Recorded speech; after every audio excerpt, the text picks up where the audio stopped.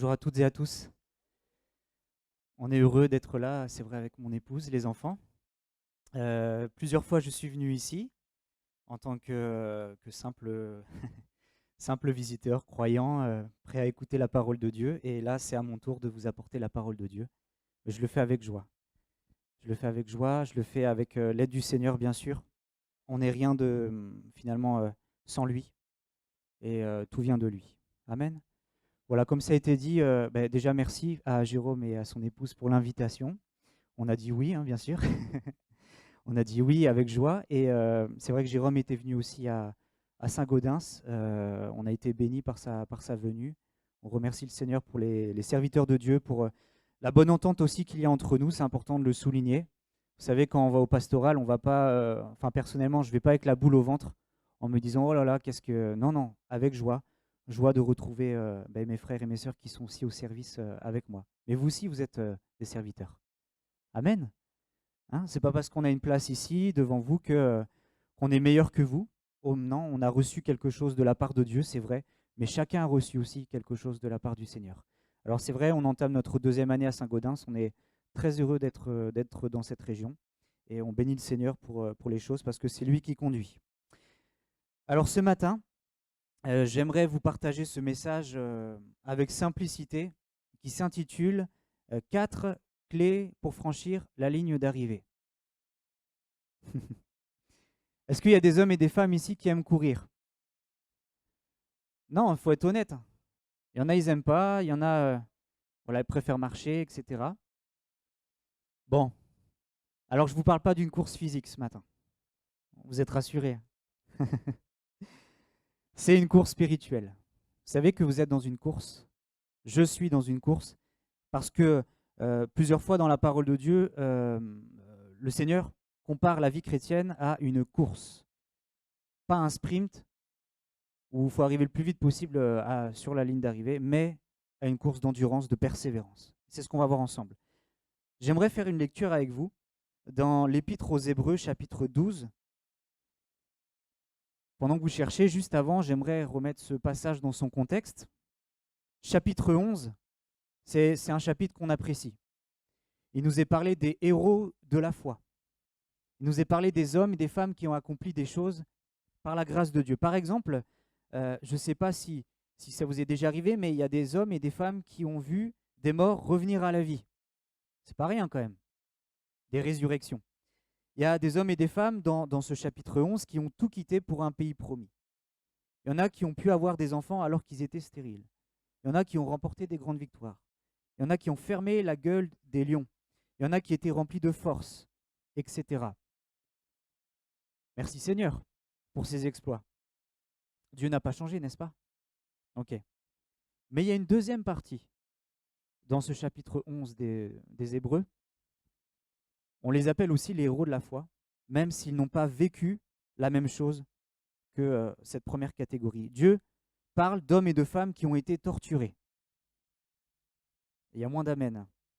Moqués, fouettés, lapidés, sciés en deux. Et oui, la parole de Dieu ne nous cache pas les choses. Sciés en deux, emprisonnés, etc. Je vous pose une question. Est-ce qu'ils avaient moins de foi que les premiers? Non. Pour moi, ils avaient autant de foi. D'ailleurs, Dieu prend le temps de noter dans sa parole ces hommes, ces femmes qui attendaient quelque chose de la part de Dieu. Il nous est dit qu'ils étaient approuvés de Dieu à cause de leur foi, malgré le fait qu'ils n'ont pas reçu ce qui leur était promis. Je fais une toute petite parenthèse, mes frères et sœurs. On croit dans la guérison. Je crois dans le fait que Jésus n'a pas changé, qu'il est le même hier, aujourd'hui, éternellement. Je crois que Dieu est capable de faire de grandes choses et il nous demande d'avoir de la foi. Mais je crois aussi que la foi, c'est accepter la réponse de Dieu. C'est dire merci Seigneur, je continue de te louer, de t'adorer, même si je n'ai pas forcément eu la réponse que j'aurais souhaitée. La foi, c'est faire confiance à Dieu, parce que Dieu trace des chemins qu'il choisit lui-même. C'est bien de prier, il faut prier, il faut demander au Seigneur des choses. La Bible nous dit, demandez, vous recevrez. Et on doit avoir cette foi. mais on doit aussi accepter la réponse de notre Seigneur. Amen. Alors on arrive au chapitre 12. Je voulais faire cette introduction. Chapitre 12 des Hébreux. C'est l'auteur, donc on ne sait pas exactement qui est l'auteur, on sait qu'il est bien sûr inspiré de Dieu. Certains disent que c'est Paul, on n'a pas de preuves exactes, en tout cas on sait que c'est la parole de Dieu. Voici ce qu'il est écrit. C'est pourquoi, nous aussi, qui sommes entourés d'une si grande nuée de témoins, débarrassons-nous de tout fardeau et du péché qui nous cerne si facilement de tous côtés. Courons avec endurance l'épreuve qui nous est proposée. Verset 2. Gardons les yeux fixés sur Jésus, qui nous a ouvert le chemin de la foi et qui la porte à la perfection. Parce qu'il avait en vue la joie qui lui était réservée. Il a enduré la mort sur la croix, en méprisant la honte attachée à un tel supplice, et désormais il siège à la droite du trône de Dieu. Pensez à celui qui a enduré de la part des hommes pécheurs une telle opposition contre lui, pour que vous ne vous laissiez pas abattre par le découragement. Amen. On arrête là notre lecture. Ok, j'ai lu dans la version Semeur, peut-être que vous n'avez pas exactement la même traduction. Alors on peut affirmer, je pense, tous ce matin, pour ceux qui ont connu le Seigneur peut-être depuis maintenant des années, ou même pour ceux qui découvrent le Seigneur depuis peu, on peut le dire, que la vie chrétienne n'est pas une vie facile. Que la course n'est pas facile. Et on peut tous connaître des moments de difficulté, des moments de doute, et même des moments de découragement dans la vie chrétienne. Les personnages de la parole de Dieu qui nous sont donnés dans la Bible ont des côtés qui sont bons, qu'il faut savoir imiter, mais Dieu ne nous cache pas non plus qu'ils ont eu des difficultés. Ils ont dû lutter contre des péchés, contre des fardeaux, contre des moments de découragement. Je pense par exemple à Élie. Élie qui est quand même un homme de Dieu, qui a fait des choses par la grâce de Dieu, il a vu quand même des miracles, mais un jour, il va demander la mort. Élie en a eu assez dans le désert et il a dit « Seigneur, prends mon âme ». Ça montre que la course, elle n'est pas toujours évidente, pas toujours facile. Mais dans cette histoire, dans ce passage de la lettre aux Hébreux, on voit l'auteur qui prend sa plume pour encourager ses lecteurs. Et ce matin, j'espère être simplement un instrument entre les mains de Dieu pour encourager peut-être celui qui est fatigué, celui qui est peut-être rempli de doutes. Que le Seigneur permette, au travers de ce message, de repartir de ce lieu avec une force qui vient du Seigneur. Amen.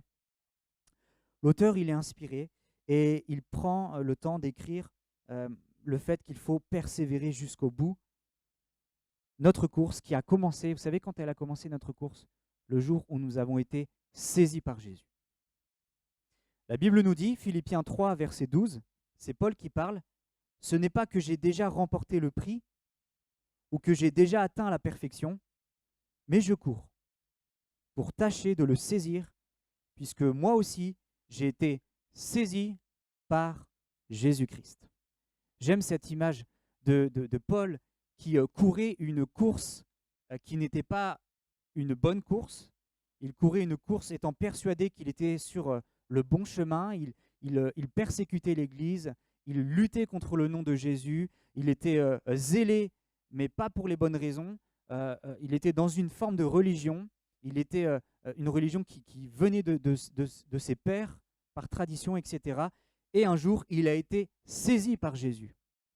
Lui qui persécutait Jésus, lui qui faisait emprisonner les chrétiens, il a été saisi par Jésus sur le chemin de Damas. Et ce jour-là, alors qu'il a été saisi par Jésus, eh bien, sa course a changé.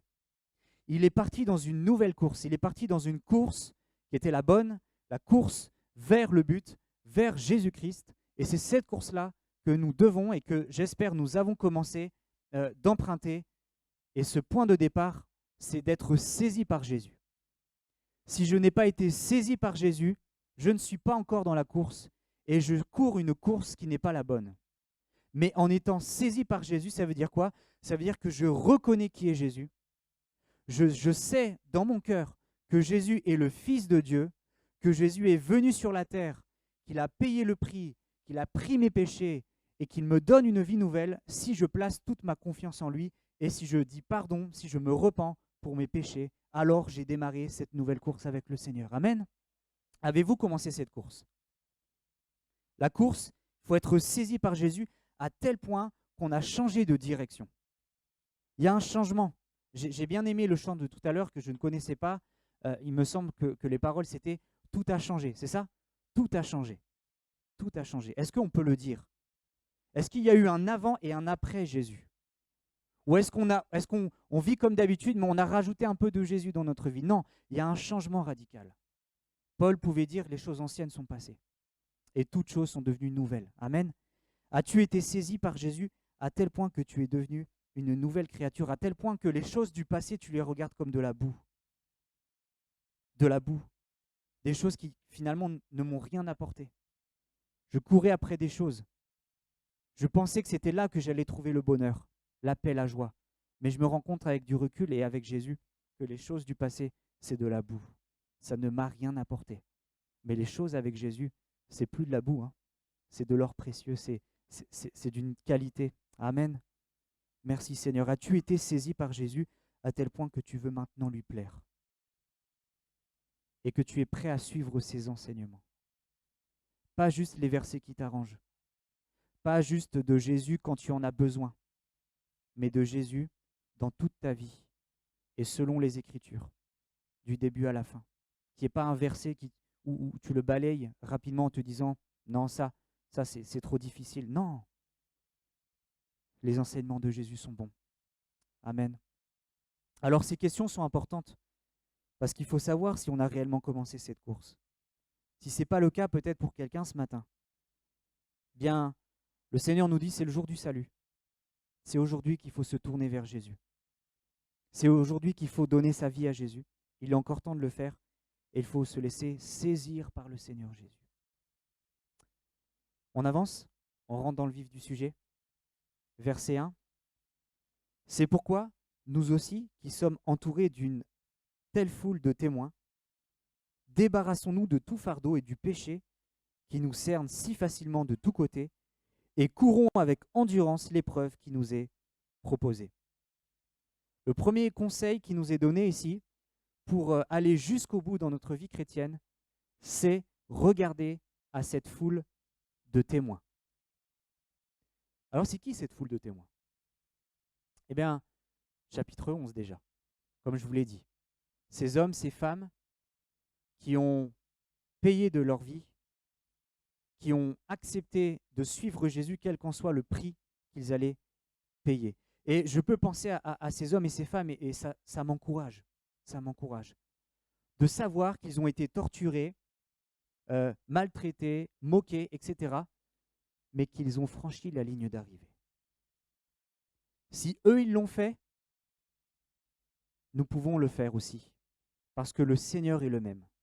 Les témoins qui nous entourent, cette nuée de témoins, vous savez, c'est l'auteur ici qui prend cette image des stades. Vous savez qu'à l'époque, le sport était quand même présent dans la société et il y avait aussi bien sûr des courses qui étaient déjà faites à l'époque, avec des récompenses, etc. Et il y avait une foule qui était présente dans les stades pour regarder, pour être spectateur de la course. Et nous aussi, nous sommes entourés de ces spectateurs qui sont des témoins qui ont couru la course avant nous. Il y a ces hommes et ces femmes qui ont été torturés, mais il y a ces hommes et ces femmes aussi qui ont vécu de grandes choses avec la grâce de Dieu, qu'on appelle aussi les héros de la foi. Vous savez, ils étaient de la même nature que vous et moi. On peut se dire, mais non, ils étaient supérieurs, ils étaient, ils avaient quelque chose de plus. Non, Dieu nous dit qu'ils étaient de la même nature que vous et moi. Ils ont vécu des choses, c'est vrai, il y a eu la grâce de Dieu, mais ce qui nous encourage, c'est qu'ils sont arrivés, eux aussi, jusqu'au bout. Et on peut penser, finalement, à tous ceux qui nous ont précédés. Nous, on n'est que de passage. Il y aura des gens après nous, il y aura des croyants après nous. Sauf si le Seigneur revient, bien sûr, mais il y aura des personnes après nous. Et il y a eu des chrétiens avant nous. Et le passé, on ne peut pas le balayer comme ça en se disant ça c'est les choses du passé. Non, c'est important aussi de se rappeler de ces serviteurs, de ces hommes, de ces femmes qui ont marché avant nous. Ce sont des témoins, nous dit la parole de Dieu. Ils nous ont laissé un exemple à suivre. Il est important de ne jamais oublier ces témoignages. Je ne sais pas si vous avez des noms qui vous reviennent. Peut-être des hommes, des femmes qui vous ont encouragé dans vos débuts avec le Seigneur. Bénissez le Seigneur pour le témoignage qu'ils vous ont laissé. Moi, je pense à ces pasteurs qui ont pu m'enseigner, qui ont pu m'encourager, qui ont pu être là quand j'en avais besoin aussi, quand j'étais plus jeune. Bien sûr, ils n'étaient pas parfaits. Mais le Seigneur me dit, souviens-toi de comment ils étaient. Et sois capable aussi de les imiter, parce que mes frères et sœurs, nous avons des témoins dans la course, mais nous aussi, nous devons être témoins pour ceux qui nous entourent. Témoins pour nos enfants déjà, ceux qui sont près de nous. Comment est-ce qu'ils nous voient courir dans la vie? Comment est-ce qu'ils nous voient finalement surmonter les épreuves quand les épreuves sont là? On pense à nos petits-enfants, on pense à nos neveux, nos nièces, nos frères, nos sœurs, nos parents. Nous sommes appelés aussi à être ces témoins. Amen. Je pense à Timothée. Timothée, il avait une maman et une grand-mère qui étaient dans la foi. Voici ce que la Bible nous dit. Je garde le souvenir de ta foi sincère, cette foi qui se trouvait chez ta grand-mère Loïs et ta mère Eunice. À présent, cette foi habite aussi en toi, j'en suis pleinement convaincu. Alors, j'aimerais vous dire que la foi, ça ne se transmet pas comme ça. Moi, je ne peux pas croire à la place de mes enfants. C'est aux enfants, c'est à chacun finalement de se positionner et de croire dans son cœur. Mais par contre, je suis appelé, vous êtes appelés à être témoins de Jésus-Christ et à donner envie à ceux qui vous entourent de rentrer dans cette course. Et je bénis le Seigneur pour le témoignage ici de Timothée qui avait sa grand-mère et sa maman qui étaient croyantes. Et la grand-mère et la maman, je le pense, priaient pour cet enfant Timothée. Ils essayaient de montrer le bon exemple, ils ont essayé de faire grandir leur enfant dans les bonnes voies, dans les voies de Dieu. C'est important de le faire. Parce que le premier témoignage, c'est celui des parents. Vous êtes une Bible ouverte pour vos enfants, pour vos petits-enfants, pour ceux qui vous entourent. On voit que la maman et la mamie de Timothée avaient la foi et elles ont donné un exemple de foi au jeune Timothée. Ce n'était pas facile non plus, parce que Eunice était mariée avec un homme grec, sûrement un homme qui ne partageait pas la même foi qu'elle. Et je pense à tous ces foyers où parfois, c'est le cas, hein, l'homme n'est pas converti, la femme oui. Ou la femme n'est pas convertie, mais l'homme oui. La maman vient à l'église, mais le mari dit vas-y, mais moi je reste à la maison. Et on pourrait baisser les bras. Et on pourrait se dire c'est trop difficile. Mais moi je crois que si Eunice a réussi à montrer un bon exemple, eh bien nous aussi nous pouvons le faire. Amen. Merci Seigneur. Eunice est restée fidèle à son Dieu. Elle n'a jamais cessé de prier pour son fils et Dieu a entendu ses prières. Et Timothée est devenu à son tour un enfant de Dieu. Il est devenu un serviteur de Dieu. Ne désespérez jamais. Même quand vous voyez peut-être votre enfant faire des mauvais choix. Même quand vous voyez peut-être votre enfant qui est majeur et qui dit « Maintenant, c'est terminé les choses de Dieu. Je ne veux plus en entendre parler. » Ne baissez pas les bras. Continuez de prier avec foi parce que le Seigneur est capable de faire des choses tout à fait étonnantes. Amen. Moi, dans ma famille, j'ai mon papy qui est pasteur, vous savez sûrement, un de ses enfants a décidé un jour de partir de la maison. Et pendant des mois, je crois même des années, plus une nouvelle à leurs parents. Alors ma mamie, tous les jours, elle pleurait pour ça. Tous les jours, elle pleurait devant le Seigneur parce qu'imaginez quand même ne plus avoir de traces de son enfant. un enfant qui a grandi dans les voies de Dieu, etc. Ils ont prié, mon papy prenait sa voiture, et il faisait le tour des boîtes de nuit, non pas pour s'amuser, mais pour rechercher son fils. Et par toutes sortes de circonstances qui viennent du Seigneur, eh bien, cet enfant un jour est revenu à la maison. Il a donné sa vie au Seigneur et aujourd'hui il est serviteur du Seigneur. Mes frères et sœurs, ne désespérez jamais parce que rien n'est impossible à Dieu. Et ce que vous avez pu semer, votre témoignage, reste dans le cœur de vos enfants. Même si peut-être avec nos yeux, on ne voit pas forcément les choses aller dans le bon sens, eh bien, Dieu ne nous demande pas de regarder avec nos yeux physiques, mais avec les yeux de la foi. Amen. Merci Seigneur. Le témoignage est important.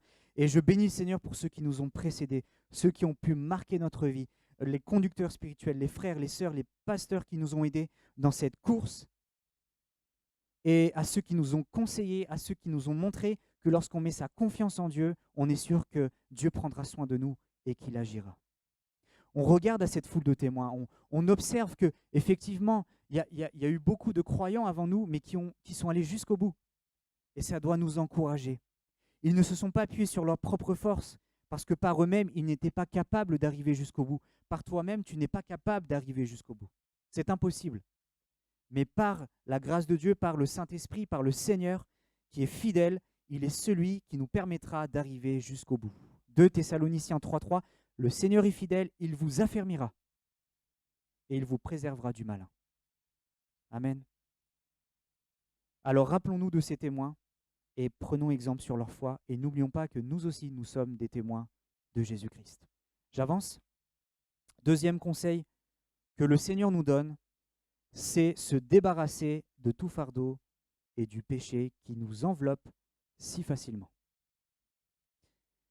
Est-ce que vous avez déjà essayé de courir avec des habits lourds, avec, je ne sais pas moi, un casque, des habits de ski? Est-ce que vous avez déjà essayé de le faire? Ouais, on peut, hein, mais on ne va pas très loin. On a chaud, on ne va pas vite, on ne court pas vite, on est fatigué. Ben, c'est la même chose en fait dans la vie spirituelle. Je ne pourrais pas courir loin si je suis encombré des choses qui sont lourdes. Et là, il y a deux choses pour nous. Il y a le fardeau, les fardeaux. On peut tous en avoir dans la vie. Le fardeau, c'est quelque chose finalement qui met un poids sur notre vie. Le fardeau, ça peut être un souci qui nous empêche de dormir. Un souci qu'on garde et qui affecte notre vie. Un souci qui vient affecter notre vie de famille. Un souci qui vient affecter notre vie spirituelle. On est tellement pris par ce souci, par ce problème, qu'on n'arrive plus à avancer. Comme s'il y avait un mur qui était devant nous. Et malheureusement, beaucoup passent à côté de leur course, à côté de leur vie avec le Seigneur, à cause des soucis.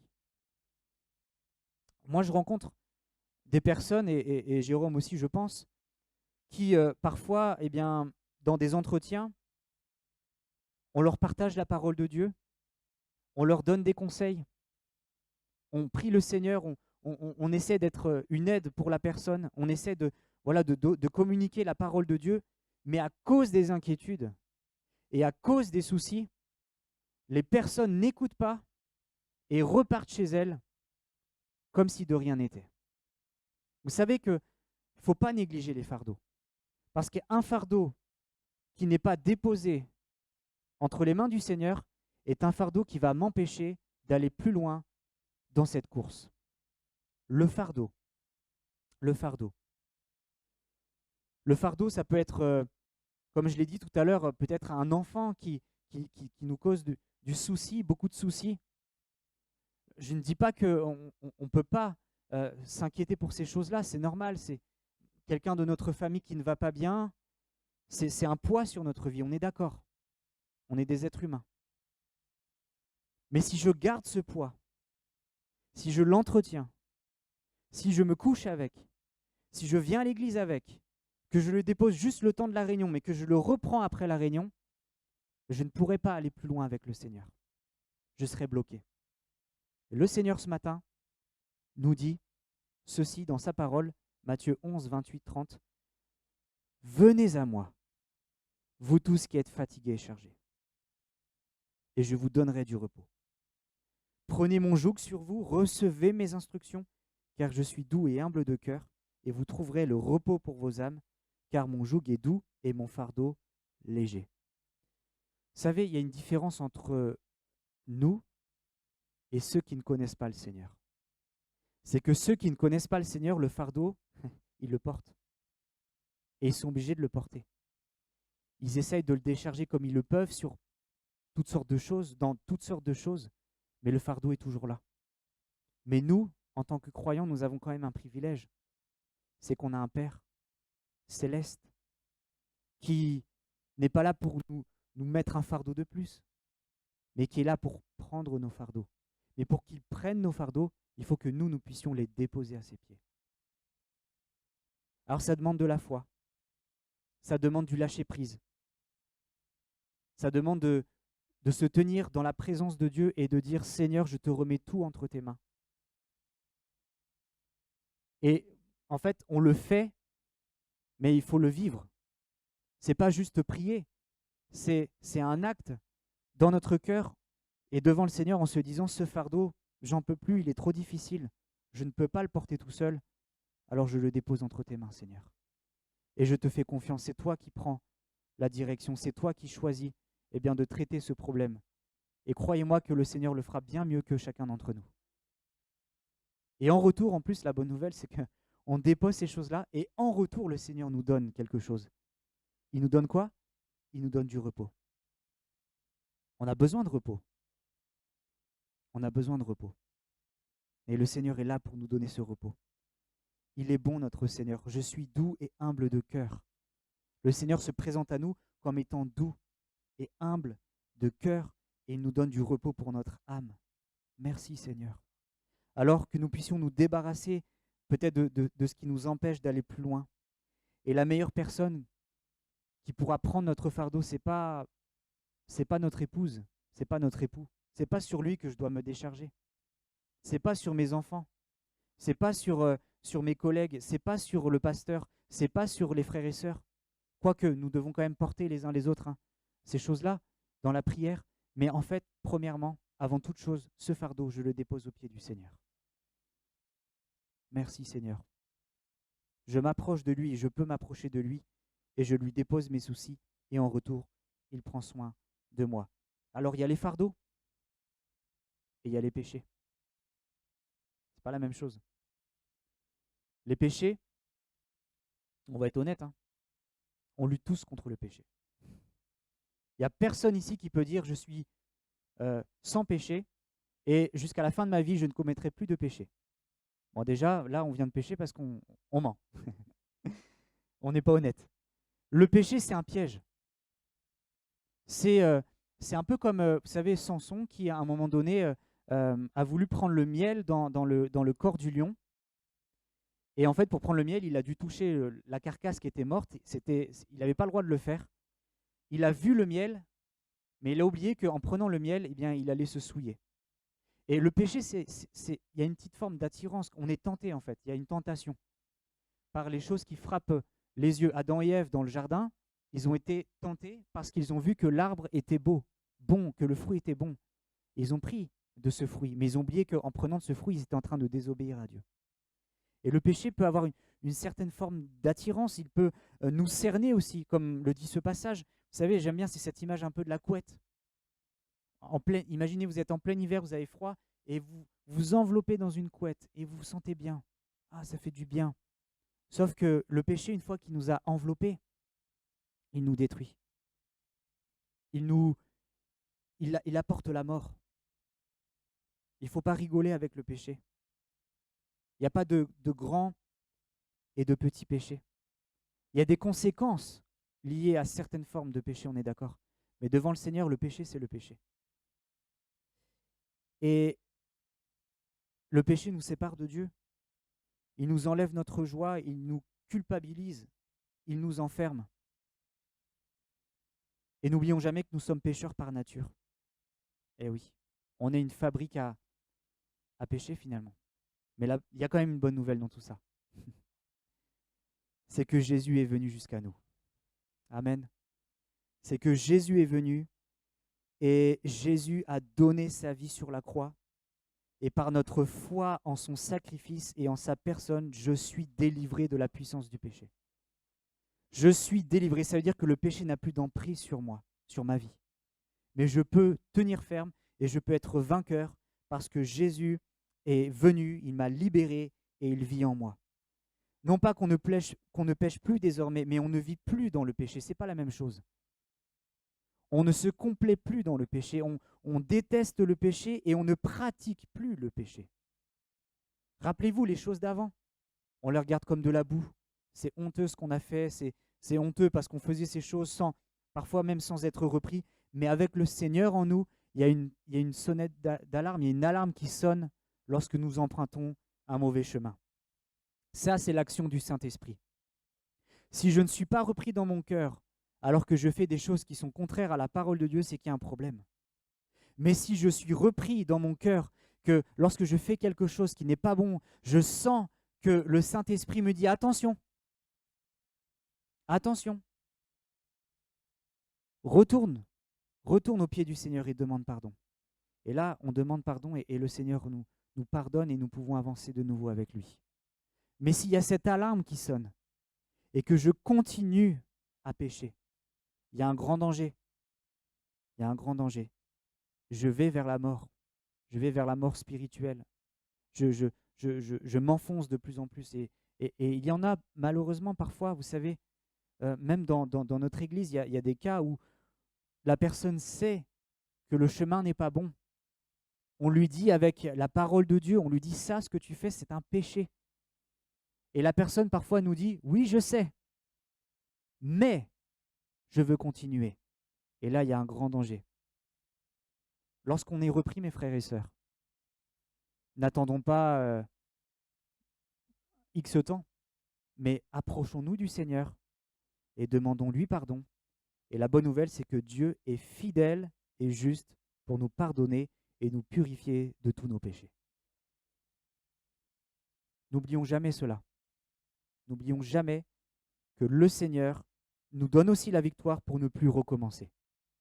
Ce n'est pas le tout de nous approcher de Dieu et de dire « Seigneur, pardonne-moi », il nous pardonne, et après on recommence. Le Seigneur ne cesse pas de nous pardonner. Mais le Seigneur veut plus. Il veut que ce péché, nous puissions l'abandonner. Ce péché qui nous enveloppe si facilement, comme nous dit la parole de Dieu. Débarrassons-nous de tout fardeau et du péché qui nous cerne si facilement de tous côtés. On n'est pas à l'abri de la tentation. On est tous tentés. Mais il faut veiller. Il faut veiller. Amen. Plus besoin de regarder les choses en arrière, pas besoin non plus de se laisser nourrir par des mauvaises pensées qui viennent envahir notre cœur. On n'a plus besoin de regarder en arrière. On n'a plus besoin En fait, il ne faut pas laisser le diable venir et nous dire « Rappelle-toi ce que tu as fait il y a quelques années en arrière. Est-ce que tu mérites d'être pardonné? Souviens-toi. » Ça, c'est le rôle du diable, de nous ramener en arrière dans cette course, de nous faire tourner la tête pour que nous ne puissions plus avancer. Mais le Seigneur est là et il nous a libérés. Les choses anciennes sont passées, toutes choses sont devenues nouvelles. Et on se porte désormais, comme dit Paul, vers ce qui est en avant. Vous avez remarqué que les coureurs dans une course, ils restent droits. Ils ont un objectif et ils courent en avant. Et même au moment où ils franchissent la ligne d'arrivée, ils ont les épaules en avant. Ils se jettent en avant. Et nous, dans la vie chrétienne, c'est la même chose. Il ne faut pas que je regarde en arrière. Il ne faut pas que je regarde à droite et à gauche parce que je vais perdre du temps. Parce que je vais dévier de mon chemin. Mais le Seigneur me dit, regarde droit devant toi. Regarde à ces vérités qui sont dans la parole de Dieu. Et j'aimerais que ces vérités, nous puissions les saisir sur notre cœur. Nous sommes aimés de Dieu et adoptés par Dieu. On n'est pas des étrangers devant Dieu, on est enfants de Dieu. Rappelons-nous, c'est notre identité. Nous sommes enfants de Dieu. Nous sommes pardonnés de nos péchés. Jésus a pardonné à la croix nos péchés du passé, du présent et même ceux du futur. Il a tout accompli. Rappelons-nous de cela. Ne laissons pas des mauvaises pensées venir envahir notre cœur. Ne laissons pas une mauvaise culpabilité venir s'installer sur notre cœur. Nous avons été libérés, lavés par le sang de Jésus. Et nous marchons désormais dans la bonne direction. Nous courons dans la bonne direction. Nous appartenons à Dieu et nous sommes plus que vainqueurs en lui. Je suis plus que vainqueur. Je n'ai pas le droit de baisser la tête dans cette course. Je n'ai pas le droit de regarder à moi-même et de me dire mais je suis nul, je suis un moins que rien, j'y arriverai pas. Si, tu arriveras par la grâce de Dieu. Parce que tous ceux qui t'ont précédé ont réussi. Tous ceux qui sont dans la parole de Dieu nous sont donnés comme des exemples à suivre. Je vous rappelle une fois de plus qu'ils n'étaient pas parfaits. Je n'ai pas le temps de décrire leurs erreurs, leurs péchés, leurs fardeaux qui étaient là. Mais ils ont un point en commun, ces gens-là, ces frères et sœurs qui nous ont précédés et qu'un jour on retrouvera au ciel. C'est qu'ils se sont accrochés à la grâce de Dieu et se sont appuyés sur le Seigneur. Que nous puissions nous appuyer sur le Seigneur. On court vers un seul et unique but, celui de remporter le prix de la vocation céleste en Jésus-Christ. Nous avons une vocation, nous avons un appel. Tu as été appelé de Dieu. Tu as été appelé par le Seigneur à faire des œuvres qu'il a préparées d'avance. Tu as été préparé, tu es préparé, tu as été lavé, purifié pour glorifier le Seigneur. Ta vie, ma vie, doit servir à la gloire de Dieu, avec comme objectif que Jésus soit glorifié dans ma vie. Et merci Seigneur, parce qu'on ne court pas en rond dans cette vie, en se disant, tiens, vivement que je parte d'ici. Enfin, oui, on a hâte d'être au ciel, on est d'accord. Mais pendant que Dieu nous prête vie, pendant que Dieu nous donne des jours, nous prête des jours, nous devons les mettre à profit pour le Seigneur. Ma vie doit servir à la gloire de Dieu. Pas à la gloire d'une église, pas à la gloire d'un homme, d'une femme, à la gloire de notre Seigneur. Et quand je serai au ciel, le Seigneur me dira, qu'est-ce que tu as fait du don, du talent que je t'avais donné? Qu'est-ce que tu as fait du temps que je t'ai donné, de la famille que je t'ai donné, du travail que je t'ai confié?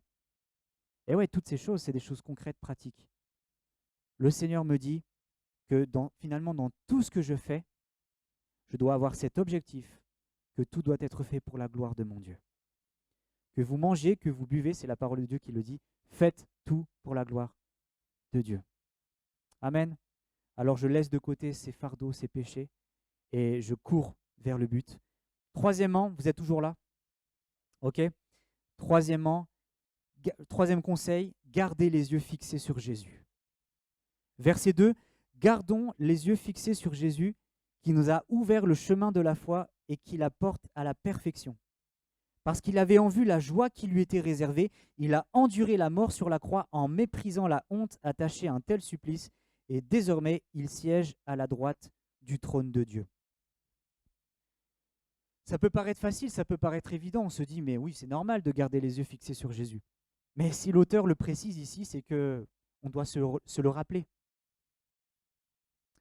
Quand notre fille Camélia fait du vélo, donc on a 2 enfants, vous l'avez deviné, Isaiah, Camélia. Et Camélia fait du vélo, elle aime ça. Et souvent, elle a un mauvais réflexe sur ce vélo, c'est qu'elle ne regarde pas devant elle. Elle regarde à droite, elle regarde à gauche, elle regarde à son guidon, etc. Et en fait, quand elle fait ça, elle dévie. Et puis parfois, elle tape un peu le trottoir. Et nous, on lui donne toujours ce conseil, regarde devant toi. Regarde devant toi, toujours. Lève la tête. Vous savez, le Seigneur, il nous dit un peu la même chose. Et on a une mauvaise tendance, c'est qu'on regarde trop à côté de nous. On regarde trop aux événements qui sont là en oubliant qu'en fait, finalement, on doit regarder surtout à Jésus. Les événements qui prennent place, on le sait, on est dans la fin des temps, on est dans la dernière heure. C'est des signes qui nous sont donnés pour ne pas oublier que le Seigneur Jésus revient bientôt. Et il ne faut pas s'inquiéter.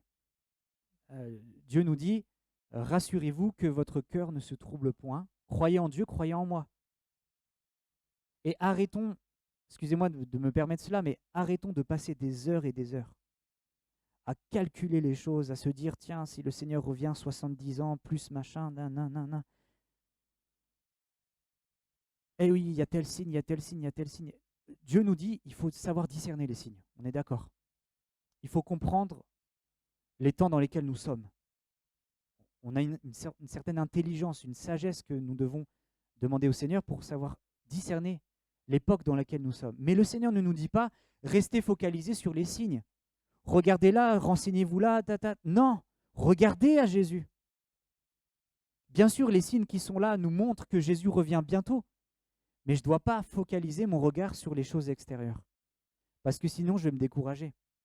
Imaginez, vous passez votre journée à regarder les chaînes d'infos. Ouf, bon courage, hein. Vous allez vous endormir, bon, difficilement.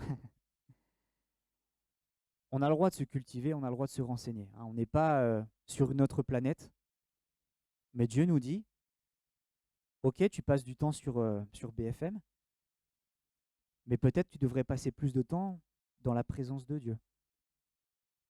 Parce que les choses du monde ne vont rien t'apporter. Peut-être de l'angoisse, du trouble, de la colère, effectivement. Mais quand je lis la parole de Dieu, quand je suis dans la présence de Dieu, eh bien mon âme est nourrie par de bonnes choses. Et je n'ai pas besoin de m'inquiéter. On n'a pas besoin de s'inquiéter. On prie pour Israël. On prie pour les victimes.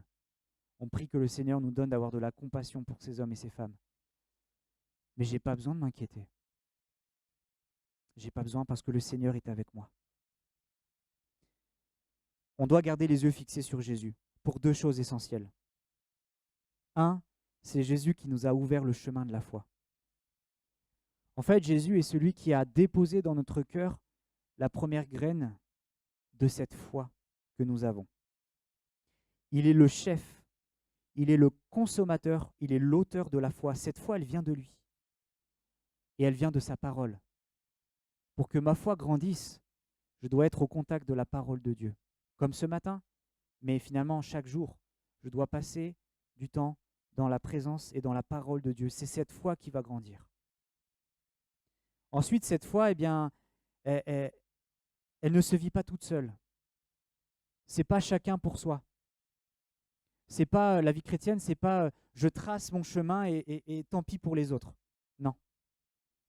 C'est ensemble qu'on se fortifie, c'est ensemble qu'on grandit, c'est ensemble qu'on partage cette foi. Merci Seigneur pour l'Église. Merci Seigneur pour l'Église. Elle n'est pas parfaite parce qu'elle est faite d'hommes et de femmes, comme vous et moi.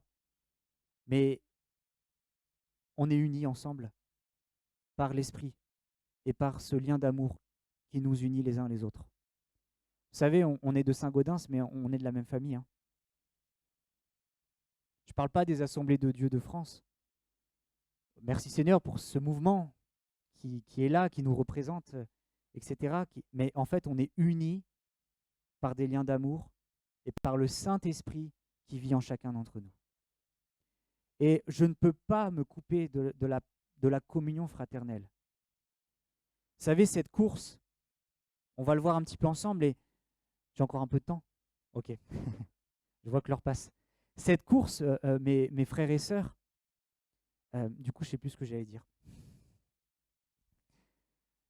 Cette course, on ne la vit pas tout seul. Et c'est ensemble que nous la courons. C'est ensemble. Et qu'est-ce que ça fait du bien de se retrouver dans la présence de Dieu et de voir qu'il y a des frères et sœurs qui peut-être souffrent, peut-être sont liés à des difficultés, etc. Mais de savoir que ces frères et sœurs sont là, s'accrochent avec Dieu, prient le Seigneur, louent le Seigneur. J'ai apprécié voir l'Église ce matin chanter, se lever pour ces chants de joie. On est ensemble, on est réunis, on est unis. Et il ne faut pas se couper de la communion fraternelle. Surtout pas. Ça, c'est le danger qui guette les chrétiens de ce siècle, de se dire je peux vivre ma foi tout seul. J'ai Internet, je peux suivre le culte à la maison. Non. Si on n'a pas la possibilité, si on est vraiment malade, etc., merci Seigneur pour ces moyens-là. Mais ne nous privons pas de la grâce de Dieu qui se trouve quand les frères et sœurs se réunissent ensemble. C'est là que le Seigneur envoie sa bénédiction. Amen. On a besoin de se retrouver ensemble dans la présence de Dieu. Pas que le dimanche, mais autant qu'on peut, quand on le peut, il faut se réunir ensemble. Amen.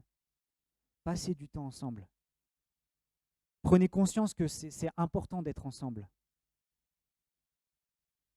Alors, Jésus nous a ouvert le chemin de la foi et Jésus porte cette foi à la perfection. Et il n'est pas seulement venu pour nous sauver, même si c'est le plus important. Il est mort, il est ressuscité, mais il est aussi celui qui vit en nous et qui nous conduit, qui nous dirige, qui nous relève lorsque nous tombons. Il est celui aussi qui nous appelle à le suivre. Et on ne doit pas regarder à nos faiblesses. On ne doit pas regarder à nous-mêmes. On doit avoir nos yeux fixés sur Jésus. C'est lui notre modèle parfait. Et notre foi ne pourra grandir qu'en regardant à lui, à ce qu'il est, à l'œuvre qu'il fait et à ce qu'il accomplit encore aujourd'hui. Plus je regarde à lui, et plus je serai transformé. Plus je regarderai à lui, et plus je serai fortifié, et plus je vais grandir. Comment je peux grandir? En ayant les yeux fixés sur Jésus. Comment je peux me libérer de mes péchés et de mes fardeaux en ayant les yeux fixés sur Jésus? Comment je peux franchir ces lignes d'arrivée en gardant toujours les yeux fixés sur Jésus? Amen. Jeudi soir, on avait à l'église un représentant de Porte Ouverte. Porte Ouverte, c'est cet organisme qui travaille pour informer des chrétiens qui sont persécutés dans le monde entier. Vous savez que nous, en France, ici, pour le moment, on est quand même des privilégiés. On peut se réunir librement, louer le Seigneur, le prier, parler de Jésus dans notre société et on ne sera pas inquiété parce qu'on est protégé par des lois, on est protégé par des principes dans notre société. Et merci Seigneur pour cette liberté que nous avons aujourd'hui de pouvoir nous réunir. Peut-être qu'un jour, cette liberté, elle sera plus difficile. Donc on en profite. Hein. Merci Seigneur. Mais sachez que dans le monde entier, il y a des frères et des sœurs que peut-être vous n'avez jamais rencontrés, vous n'avez jamais vus, mais ce sont des frères et sœurs qui payent le prix pour être capables de suivre Jésus. Jeudi soir, notre frère donc, qui était invité, il nous a partagé en particulier sur la Corée du Nord.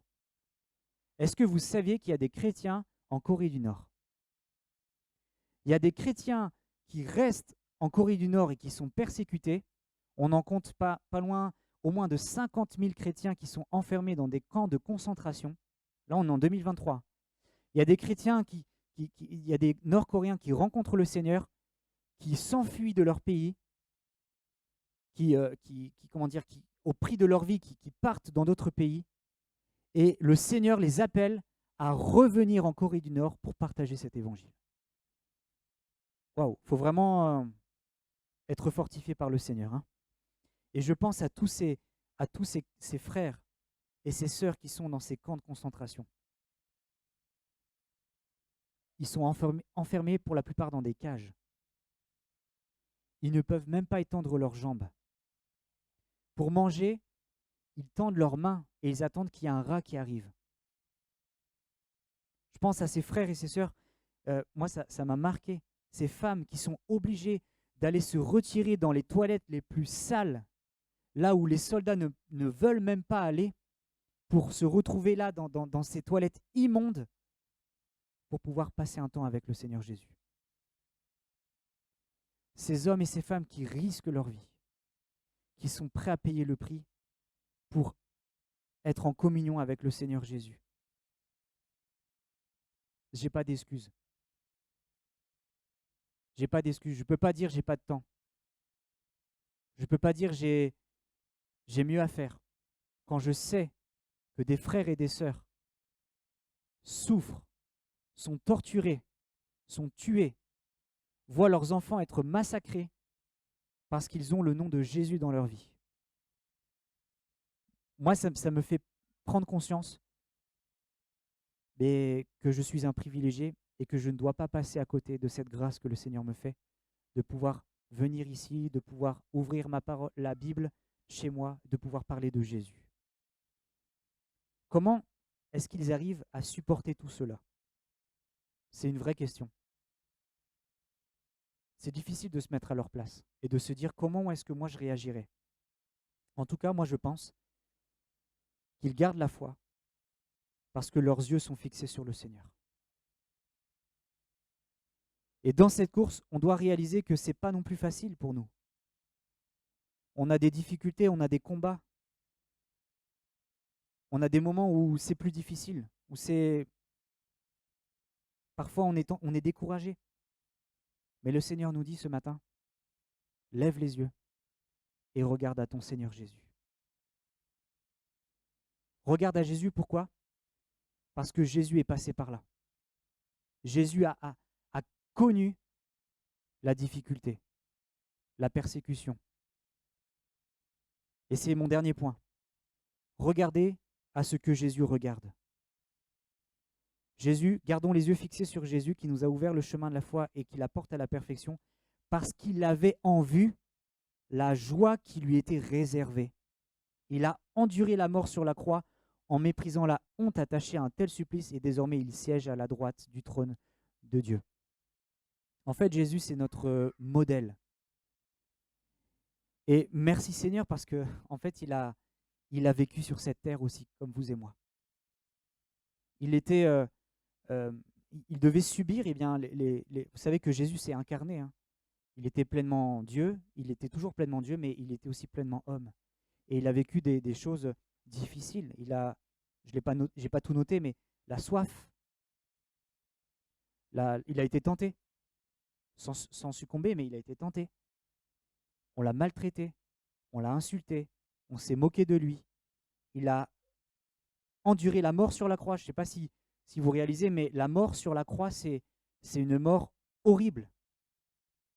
Être suspendu des heures et des heures par des clous et mourir par asphyxie parce qu'on ne peut plus bomber le torse pour respirer. Jésus est resté des heures sur la croix. Sur la croix, Jésus a versé son sang. Le sang coulait. Il avait une couronne d'épines. Ce n'étaient pas des petites épines comme on trouve ici, c'était des épines en Israël qui ont une grande taille et qui ont pénétré sa peau. Le sang coulait sur lui. Sur la croix, Jésus a dû subir les injures. Je ne sais pas si vous appréciez quand vous êtes insulté, mais imaginez Jésus. Et la Bible est très sobre, hein, ne nous donne pas les détails de ces insultes, de ces injures, mais on peut imaginer les pires injures que Jésus a subies. Sur la croix, il a vécu la honte. C'était une honte de mourir sur une croix à l'époque. C'était les brigands qui étaient cloués. Il a subi les clous. Nous, on a juste une écharde un petit peu des fois dans la peau, on a mal. Jésus, il avait les mains et les pieds transpercés par les clous. Il a vécu la soif. Vous avez déjà vécu une soif terrible où vous voulez absolument boire et Jésus, il a vécu ça. Des douleurs atroces, le poids terrible, c'est surtout ça le plus important en fait. Le poids de nos péchés. Le Fils de Dieu, parfaitement saint, qui n'a jamais commis le moindre péché, a porté nos péchés sur la croix. Il a bu la coupe amère. Et le pire dans tout ça, c'est que le Père ne pouvait plus regarder son Fils parce qu'il s'est fait pécheur. L'abandon du Père, l'abandon, le détournement du regard du Père à cause des péchés qu'il était en train de porter. En apparence, Jésus était vaincu, mais en fait, il était en train de remporter la plus belle et la plus grande des victoires. Il a persévéré jusqu'au bout. Sur la croix, bien sûr qu'il aurait pu demander à des anges de le libérer. Bien sûr, il est le Fils de Dieu, mais il est allé jusqu'au bout. Il a couru la course jusqu'au bout pour que nous soyons sauvés. Il savait qu'il devait souffrir, mais il savait qu'à la fin de la course, il allait siéger à la droite de Dieu et qu'il allait être couronné pour l'éternité. Mes frères et sœurs, nous aussi nous sommes appelés à nous nourrir de ce qui réjouissait Jésus. On doit regarder à cette ligne d'arrivée par la foi. Et c'est un encouragement, je crois, puissant pour chacun d'entre nous. Vous savez, dans une course, ce sont toujours les derniers kilomètres qui sont les plus difficiles. Toujours. Et parfois, il faut le dire, il y a des gens qui abandonnent dans la vie, dans la course. Je pense à Paul qui nous mentionne Démas, qu'il a abandonné. Pourquoi? Parce qu'il a aimé le monde présent. C'est ce qu'on a partagé dans la scène tout à l'heure. L'amour du monde qui nous guette. Et je le sais, il y a des frères et sœurs, et ça peut nous arriver d'être tentés par le monde, de se dire finalement, est-ce que ça vaut le coup de suivre Jésus avec toutes ces difficultés? Et on voit dans ce monde des gens qui semblent être heureux. On a l'impression que eux, tout va bien pour eux, et pour nous, c'est difficile. On peut être tenté par ces choses-là, on peut être tenté par l'amour du monde en se disant, mais j'ai qu'une vie, je vais en profiter, je vais bâtir des choses, je vais... Et en fait, quand on fait ça, on détourne ses regards du Seigneur Jésus et on commence à se perdre. Il y a des hommes et des femmes qui ont abandonné la course. Il faut être honnête ce matin. Je le dis souvent, mais si tous ceux qui se sont fait baptiser étaient là parmi nous, on serait plein à craquer. Hein. On serait à 10 cultes. Et ouais. Donc en fait, le Seigneur nous dit qu'il faut faire attention et il faut veiller. Moi, je crois personnellement que quand on goûte à l'amour de Dieu, rien ne peut dépasser cet amour. Si réellement j'ai goûté à l'amour de Dieu et je goûte à l'amour de Dieu, je ne voudrais pas goûter à autre chose. Et souvent, c'est parce qu'on a détourné les regards de Jésus qu'on a commencé à regarder à autre chose et à ce monde. Ce monde qui ne nous apporte rien, qui ne va rien nous apporter, mes frères et sœurs. Quand on partira de cette terre, on partira les mains vides. Le compte en banque, la maison, tout ce qu'on aura bâti, construit, accumulé, ça partira. On ne partira pas avec. Par contre, ma relation avec le Seigneur, cette richesse dans mon cœur, cet amour de Dieu, ben c'est pour l'éternité. Ça fait toute la différence. 2 Timothée 4, versets 7 à 8. J'ai combattu le bon combat, j'ai achevé ma course, j'ai gardé la foi.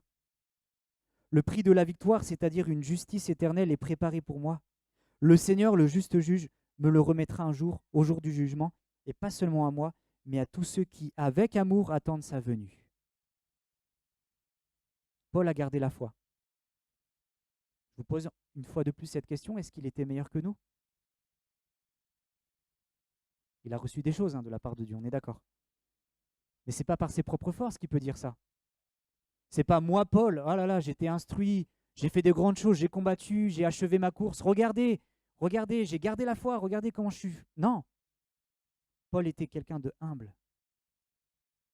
Toujours à dire, je suis le premier des pécheurs, je ne suis pas meilleur que vous. Mais comment j'ai réussi à combattre le bon combat, à achever ma course, à garder la foi? Parce que mes yeux étaient fixés sur Jésus. Parce que mes yeux étaient fixés sur la ligne d'arrivée. Paul sait où il allait. Et d'ailleurs, il disait, la mort m'est un gain, c'est mieux pour moi de partir. Après, c'est le Seigneur qui décide. Parce qu'il savait qu'il allait retrouver son Seigneur. Et cette attente lui permettait de ne pas se refroidir, mais au contraire, cela l'encourageait à persévérer jusqu'à la fin. Mes frères et sœurs, quand on sait où on va, alors on reprend courage et on persévère. La ligne d'arrivée, elle n'est pas très loin. Jésus revient bientôt. Jésus revient bientôt. Et le Seigneur nous dit que nous devons attendre sa venue avec amour. Et si le Seigneur permet que nous partons avant son retour, mais que nous soyons prêts pour ce jour-là, le jour où nous allons rencontrer le Seigneur Jésus. Parce que ce jour, finalement, il arrive bientôt. La vie sur terre est très courte. Elle est très courte, la vie sur terre. Personne ne peut dire, il me reste tant d'années à vivre. On ne sait pas. Mais il faut se préparer.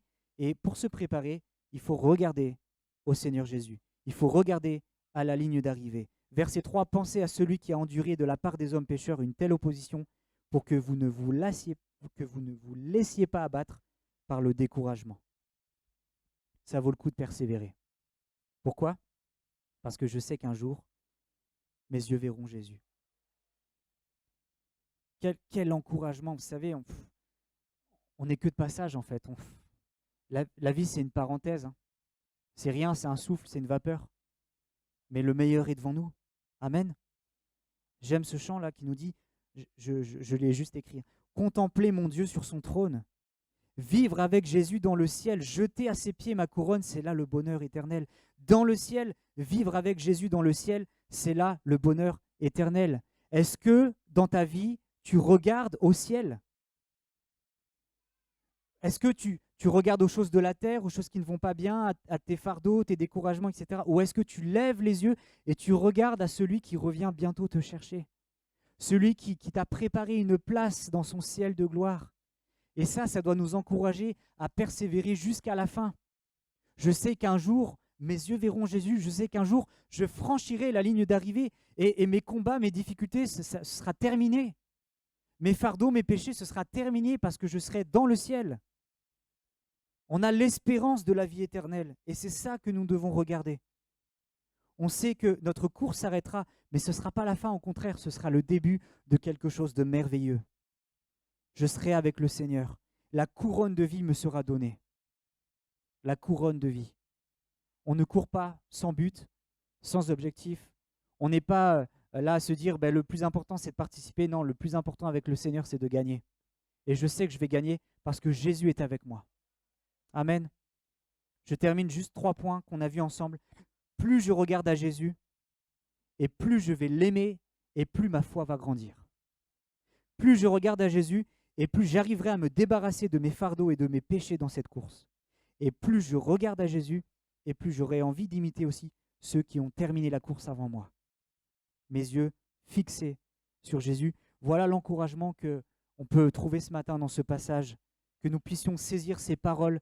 On est dans la course, on a commencé la course, mais on sait que cette course, on va pouvoir l'achever par la grâce de notre Seigneur Jésus. Alors, que celui qui est découragé soit encouragé ce matin. Que celui qui lutte avec un péché continue de persévérer avec le Seigneur parce que le Seigneur va nous donner la victoire. Que celui qui a des fardeaux puisse prendre ses fardeaux et les déposer aux pieds de Jésus pour aller jusqu'au bout. Et n'oublions pas qu'il y a une ligne d'arrivée, qu'on ne court pas dans le vide dans ce monde, mais que nous faisons tout pour la gloire de notre Seigneur et que Jésus va bientôt revenir nous chercher et nous serons avec lui pour l'éternité. Merci Seigneur, nous te prions Seigneur et nous te bénissons pour ta parole qui nous encourage. Tu es celui qui est là et qui veut que nous puissions continuer jusqu'au bout de notre course, que nous puissions ne pas abandonner, que nous puissions pas baisser les yeux, regarder à droite, à gauche, regarder derrière nous, mais que nous puissions regarder à toi Seigneur.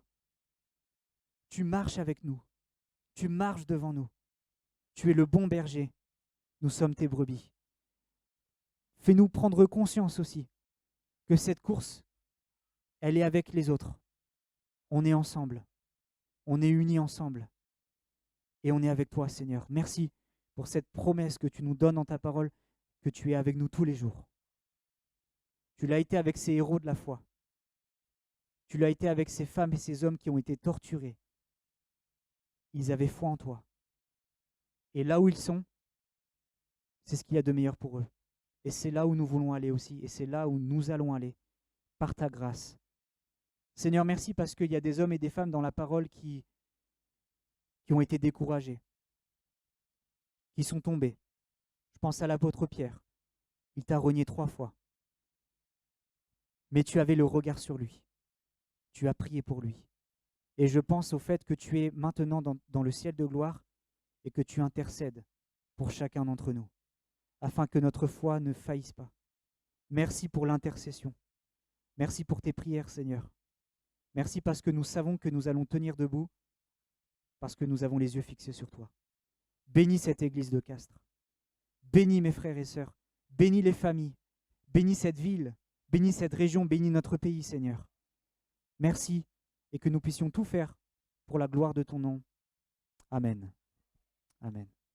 Merci, Seigneur.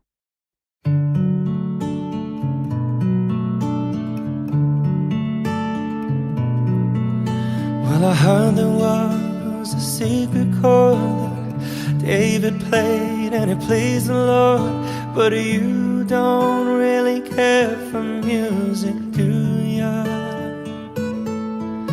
Well, it goes like this, the 4th, the 5th, minor fall and major lift, the baffled king composing hallelujah, hallelujah, hallelujah, hallelujah, hallelujah.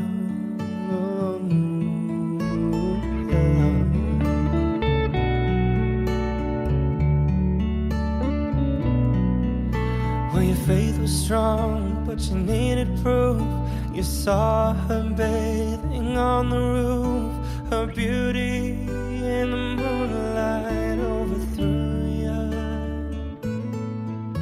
She tied you to her kitchen chair. She broke your throat and she cut your hair. And from your lips she drew